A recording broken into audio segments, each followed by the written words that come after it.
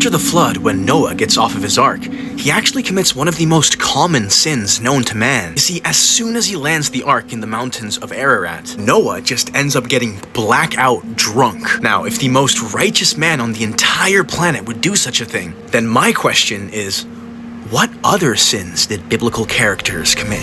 Well, there's actually this one time in the book of Exodus which has everything to do with Moses. After he grew up in this mighty palace in Egypt, Moses literally ends up murdering somebody. Even though he was one of the most righteous men on the earth at that time, Moses would blatantly kill a fellow Egyptian right before running away from his own kingdom, which worked out perfectly, actually, because this is exactly what launched his glorious ministry. Now, King Solomon is a very curious one, because all while being the wisest king in the Bible, King Solomon was literally drowning in sexual immorality. The Bible literally says that he had 1,000 wives and concubines, which is very interesting, because most people think that God was just completely fine with it. But it is very clear throughout this entire book that God was absolutely not. But this leads me to King David, who literally cheated on his multiple wives with this girl called Bathsheba. Even though most people have already heard about this,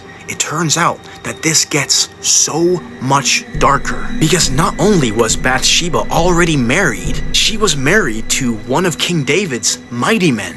These were his very best fighters who would give up their entire lives in a split second for their king. What's really messed up is that after she finds out that she's pregnant and tells King David, David now kills her husband by sending him to the front lines of a brutal war. See, this was an absolutely terrible sin.